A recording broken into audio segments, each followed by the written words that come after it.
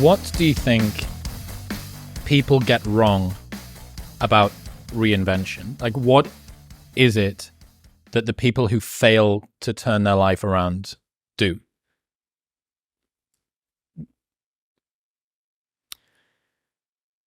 I think people think it's a magic trick. They snap their fingers, they make a decision, and their life is different overnight.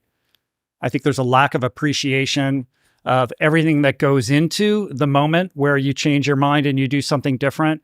And then all of the work that goes in to that rebuilding phase and the aftermath of making that decision that ultimately creates the new life. I think people are impatient. They want results too quickly. They don't appreciate the amount of hard work that goes into actually crafting the life of your desires. And I think as a result of that, when they don't see results immediately, they burn out and retreat to what's safe and what they know versus welcoming failure, welcoming uncertainty, getting comfortable with risk, and remaining persistent in their vision to create something more in alignment with their authentic self. Yeah, there's a cool quote from Naval that says, karma doesn't need quantum energy or spiritual woo to be real. Karma is just you repeating your patterns, virtues, and flaws until you finally get what you deserve. And I think that, it doesn't matter how secular you want to get with it, that if you continue to stack the deck against yourself, the only way that you end up winning is purely by fluke. And that chance of fluke begins to get increasingly minuscule. And the reverse is true as well. One of the challenges, especially when it comes to reinvention, is you're fighting an uphill battle. It's the most difficult time, and you have the least amount of evidence to have faith in yourself. You've never done this before. Mm-hmm. You've never actually stuck to the diet for 7 days. You've never actually been able to go sober or stay loyal to a partner or turn up on time to a job, pick whatever it is. Or take it all the way up to the top. You've never been able to truly have a difficult conversation with somebody, at your business. You've never really been able to sit down with your business partner at this big company that you've built for 15 years and tell them that this isn't working. You've kind of sort of nudged towards it and blah, blah, blah. Reinvention, I think, happens on really small and really large scales. Well, it happens small until it happens big. The reinvention occurs in the micro actions that you're taking every single day.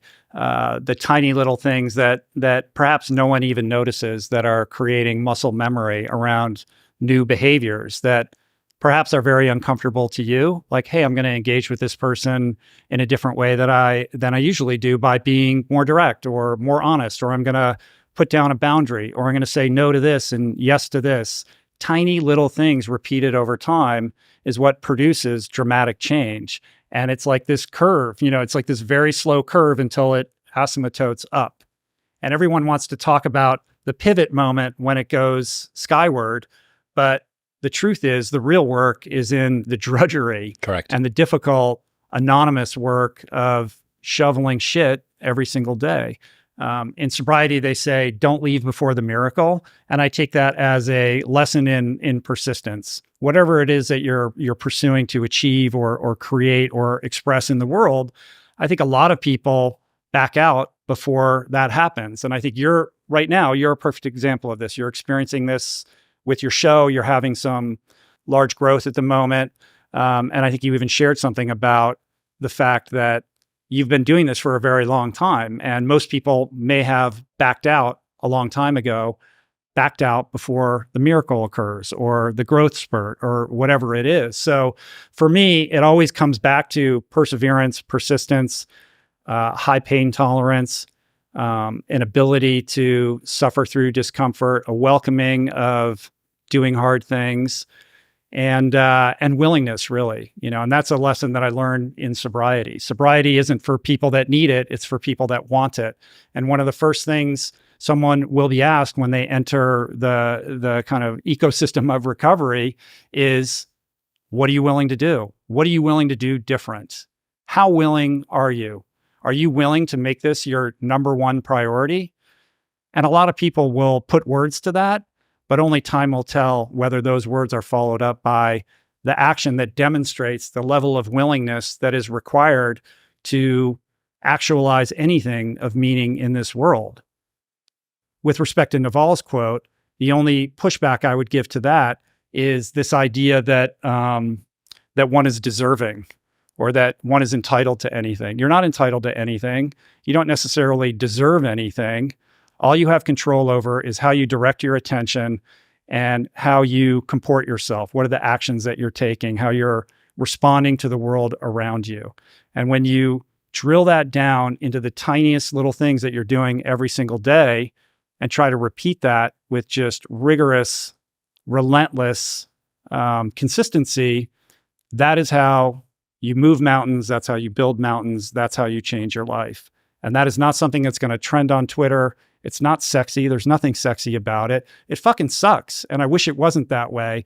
And throughout all of my reinventions and the changes that I've made in my life, I didn't do them willingly. I did them because I was in so much fucking pain that I was boxed into a corner and felt like the only way out was through. In other words, when the pain of my circumstance exceeded the tremendous amount of fear that I was harboring about doing something different, doing something that would change the outcomes. Because if you're doing something in a certain way and you're always getting the same outcome, another recovery trope, that's the very definition of addiction, right? Like until you start doing things differently, you're always going to get the same result. And yet we're so calcified around who we are and what we're doing, and this is my identity, and this is who I am, that it becomes very difficult to break free of that and to live in a more fluid state where you are in the process of always trying to deconstruct the beliefs that you hold, and really get honest with yourself about the fallacy of the identity that you hold so dear.